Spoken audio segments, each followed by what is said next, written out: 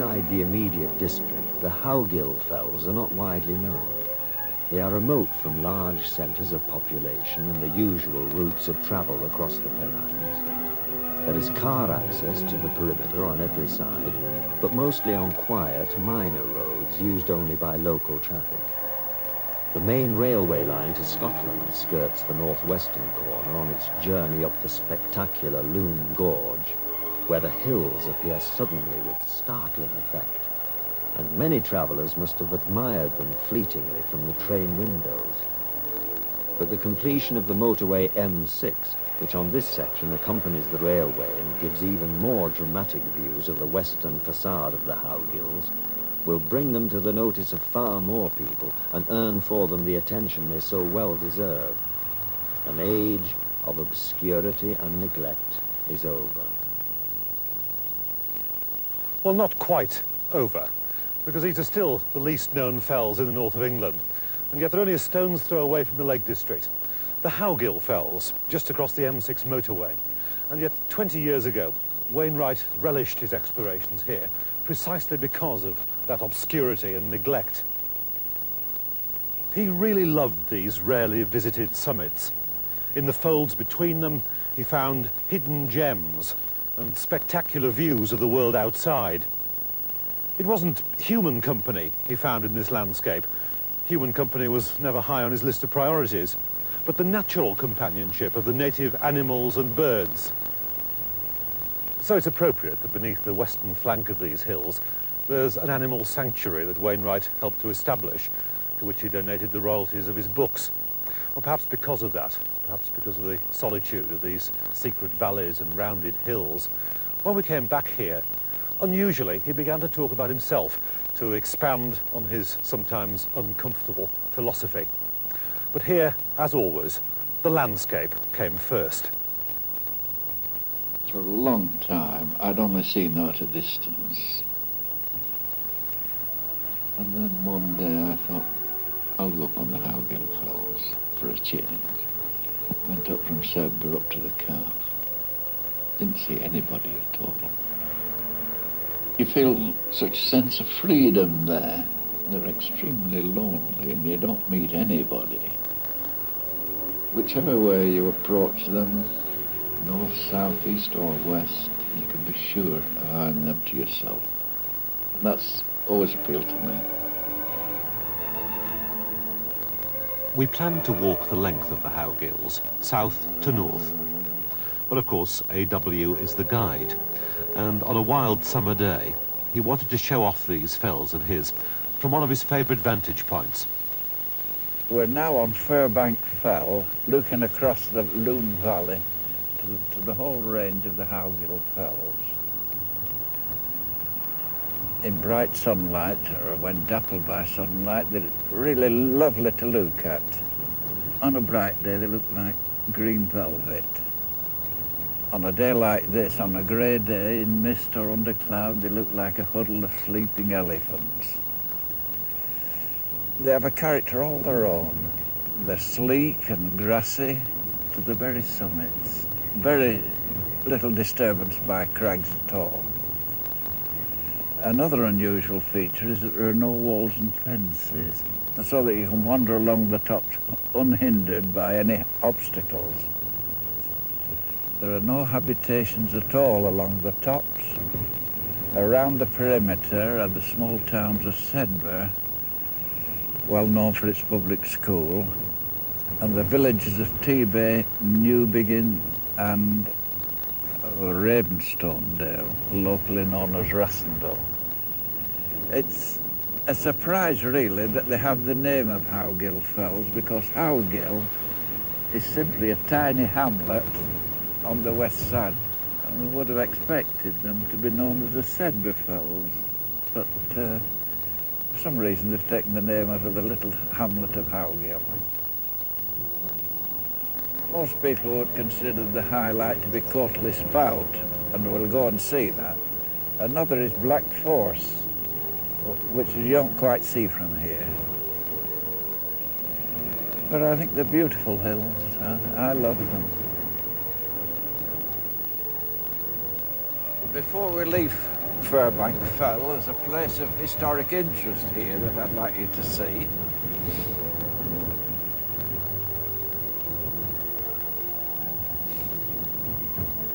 This is known as Fox's Pulpit, and the tablet tells you that in 1632, I think it is, George Fox, who is regarded as the father of Quakerism, addressed 1,000 people here about his own particular brand of the gospel. And since that date, of course, Quakerism spread rapidly through the north of England, and his disciples took the message south too. So this is quite a... So this is really the birthplace of Quakerism? Really, yes, yes. And over the wall there was an old church. This is before Fox's time, which has disappeared completely, but it's still a graveyard and there are a few gravestones in it. We think probably that the church was moved from here to Howgill. Bleak place to find religious fulfilment, A.W. It is indeed. It's difficult to see where he got his 1,000 congregation from too. And the house inside anyway. Yes, they must have come from quite some area, mustn't they? If Wainwright had lived in Fox's day, he'd have avoided the sermon on Furbank Fell. Too many people. But A.W. is a religious man. In a primitive way, he finds his God wrapped in the contours of a landscape, or in the animals and birds that travelled with him in his solitary years of walking. This summer morning, though, our own creature comforts came first, with the aroma of ham and eggs at the little white Temperance Hotel that sits below the Howgills. Many times, A.W. had set off from here to walk to Courtly Spout. How far of a walk up is it to the Spout? Nearly, well, you can see it. It's nearly a mile. Yeah. It's quite impressive even from here, though, isn't it? Yeah, there's a lot more of it. You only see a section of it here. Of course, it was here that you found the quotation that you start your Howgill's book, isn't it? That's right. It's part of a poem by William Blake. Just inside here, it's inscribed in oak on an oak panel. It says, if I remember rightly, great things are done when men and mountains meet that are not done by jostling in the street. Those are the 2 lines of the inscription. Sums up a lot of what you believe in, I think, doesn't it? Yes, I think it does. There's no more gentle meeting of men and mountains than here in the Howgills. In the Lake District, the landscape shouts a spectacular message. Here, it whispers. So what's this river? This is the River Rothay. It's a principal tributary of the Lune. Joins the Lune in Sedbergh. It's a lovely water course, isn't it? Yeah. It's a very gentle start to this walk. I mean, is it the sort of walk that you can do in most weathers? Except that it's very wet. Oh, it's going to get very boggy further on, is it? The path collects a lot of rain. I'll let you go on up first. Yeah. The Howgills are an ideal habitat for a solitary walker like Wainwright. He doesn't really like people, much prefers animals. As a little boy, I used to keep caterpillars in matchboxes and pull wings off flies and legs off spiders. But of course that passed, and gradually I developed an admiration rather than a compassion for animals as I started walking on the fells. I admired the way, the sheep particularly, but the deer and the foxes, the way they adapted themselves and accepted the conditions in which they lived. None of them ever had a chip on his shoulder. All people that I meet seem to have some sort of a chip on the shoulder. But the animals bear all this stoically. But I think admiration turned to compassion when myxomatosis was introduced in the 1960s. Now that was a dreadful disease, a terrible thing to inflict on rabbits. I lost a lot of respect for the human race after after that.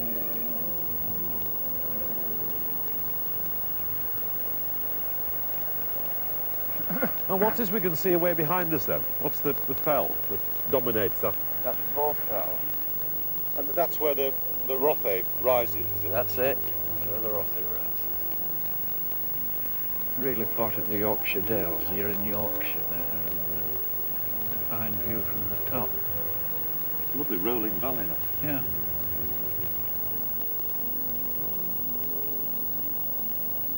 The place names have a close affinity with those of the Lake District.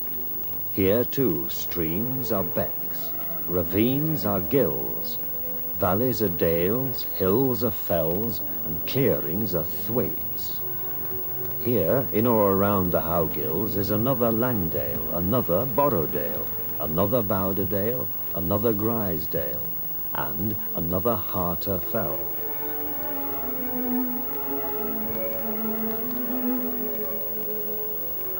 So which county are we in here now? The northern half was always in Westmoreland until that dreadful reorganisation of county bounds in 1974, which made all guidebooks obsolete.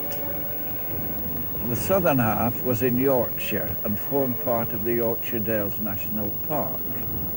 Now all is in Cumbria. When you're walking on your own, I mean, what were you thinking of? My thoughts were of the book. That was always in my mind. Looking for features of interest that I might mention. And checking on the ordnance maps, really. Because I did find one or two errors in the ordnance maps. That happened on the Howgills. They had one particular height, a 1700. And I realised from neighbouring summits that it was higher than where I was at 1900. I finally wrote to them and said, "You've made a mistake with this particular height." They sent a man up to check, and it was right. It should have been 1970 or something like that. And then in a few cases I don't agree with the contours, because they're not meticulously surveyed. But otherwise, a great devotee of ordnance survey maps. I think they're excellent. This is a most exciting corner of the Howgills. There you have the mile-long Courtly Crag, which is really the only extensive outcrop of rock in the Howgills, and mostly grassy, nesting place of birds of prey. There is Courtly Spout, which most people would regard as the highlight of the Howgills. This one on that side is Jarl's side. The Howgills book was the first of A.W.'s guides to include his photographs, pictures processed at the local chemists and used as the research material for his drawings. The way I did it was cheating. Not for me the patient wait on a fellside boulder for the right conditions, the day-long vigil on the same tuft of grass while the details were faithfully transferred from sight to paper. No, a momentary halt and a clear photograph were enough for me. I was a cheap jack at the game. That's a judgment not shared by Wainwright readers, who marvel at his command of the simple black line and the character and breadth of fell and rock that it captures. It's to be trusted simply because it is A.W.'s view. We're at the bottom of the spout here, where the stream comes down to valley level and joins the Rothay near the footbridge where we saw. From here we can see only the lower half of the falls. If you get up to the top of that fall there, then Oh, well, the main cascade. just round the corner, there's another series of waterfalls. The whole lot being about 700 feet in vertical height. That must be very impressive in bad weather. Presumably there's water visible pouring off that summit. That's it. In really bad weather. Yeah. If you scramble up the side, on that side, you come onto the top plateau. with the calf, the highest summit, about a mile further. And this is the quickest way to the calf from any public road. Just come along from the inn there, up by the side of the spout, which is very steep and can be avoided by a detour to Bowderdale Head and across the top. And then it's an easy mile plod to the summit of the calf, which is marked by a triangulation column. Very interesting. Above the waterfall it gets rather dull, but you get an extended landscape then, and the views start crowding in on the horizon. Very impressive viewpoint as a calf. You've really taken the Howgills to your heart, haven't you? I mean, I like them, yeah, very much. Do you prefer them to the Lake District itself? No, I don't think there's anything to compare with the Lake District, but this is a very good second.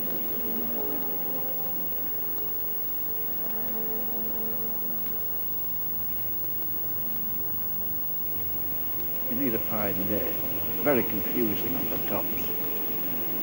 There's a complete absence of walls and fences, so I can wander at will. There are about 20 different summits, all rounded, all looking very much alike. You need a good map on the Howgills to avoid going astray.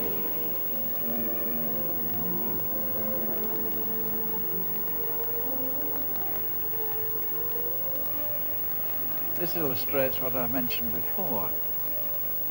If by mischance you get on the wrong ridge, to get on the right one means a very steep descent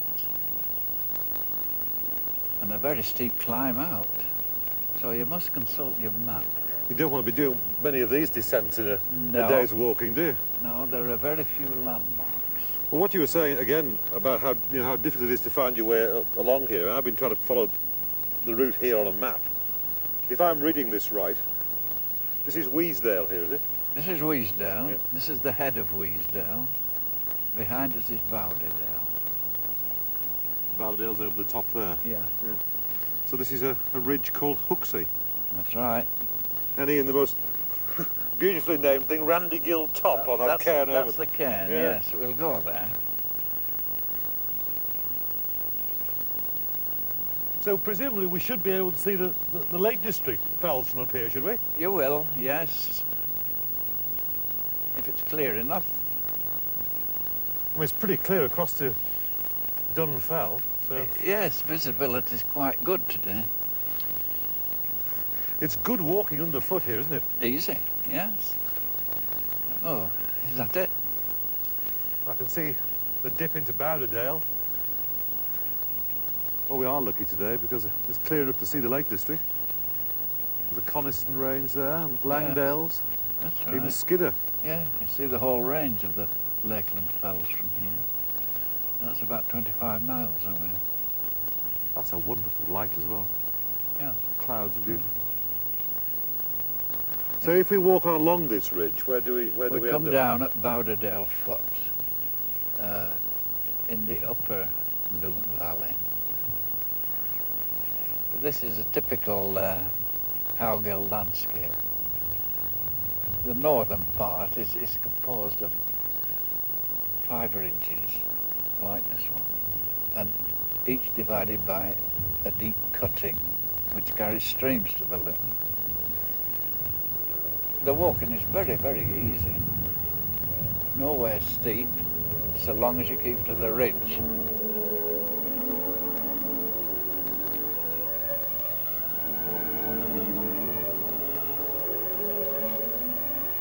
Ruined and deserted farmsteads in the valleys and on the lower slopes of the Howgills, tragic skeletons that once breathed life, are all too commonplace. There is no longer a future for many of these hill farms, and the last residents moved out some years ago. It is especially sad to witness a death where there's no decent burial. Times were better in the old days.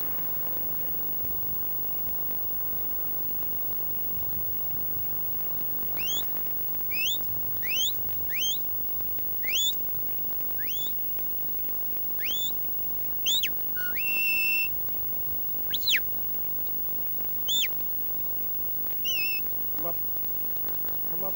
Nice job. Down. Got well under control. Down. Down. Get up. All right. Down. Down. Very Down. nice. Good afternoon to you. One of these rare good afternoons, I think, this year. Are you impressed with that dog work then, AW? Very. Are these rough fell? Well, no, the most of it's well, that's a rough fell. Just looking at the dog there, but Yeah. these are that's a The Swaledale, aren't these are the Swaledale. Oh. And the dogs enjoy doing this walk, do they? Yes. This work, yes. Do you trial them? Yes. What sort of success do you have? Reasonable. So one man and his dog is the aim, is it, one day? Well, if you get picked. How many dogs have you got? Oh, about on the farm we'll have about 12. Well, yeah. Yes. All workers? Yes.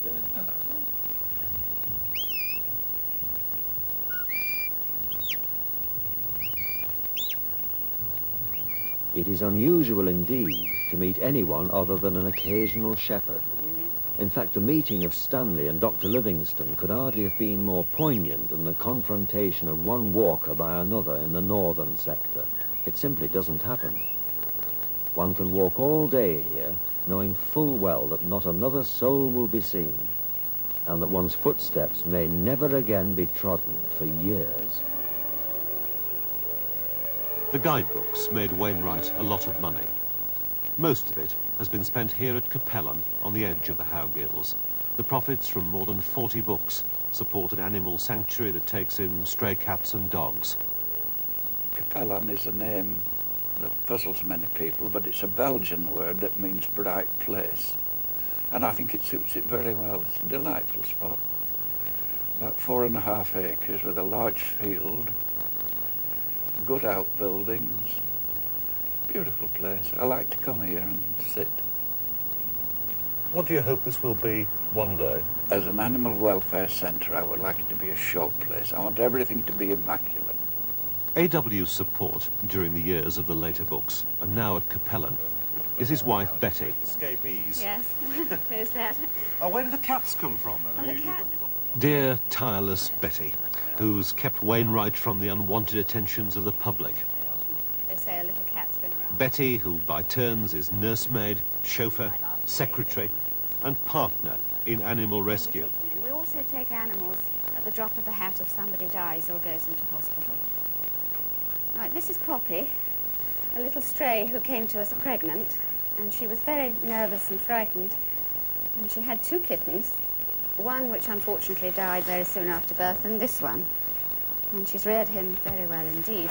Where do the other kittens come from? And the other ones were taken in to be put to sleep, and they were very healthy and bright-eyed, and the vet thought we might be able to cope with them, and he brought them, and she accepted them as her own, and she's reared them.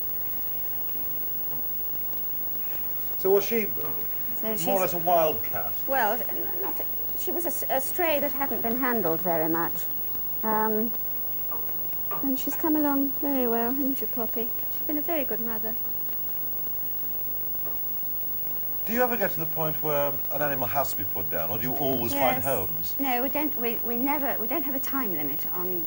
We keep a healthy, happy, nice animal indefinitely until the right person turns up, and usually they do. There have always been people, brave men, who go out with guns to shoot defenceless birds and animals. They call it sport. I call it murder of the innocents. But that's gone on for centuries, of course. But latterly, we've had other happenings. There was the gassing of badgers, which is a terrible mistake. It was thought that badgers caused tuberculosis in cows. And thousands were gassed on ministry instructions. Now that theory has been disproved since. It was all a terrible mistake. But apart from that, we've now got factory farming, battery farming, where birds and animals are kept in small cages without even room to turn around. for all their life. They never get any exercise at all, and I think that's dreadful. There's vivisection, of course, which I think is terrible, to experiment on millions of animals every year in the pretense that they're trying to find a cure for human ailments is shocking.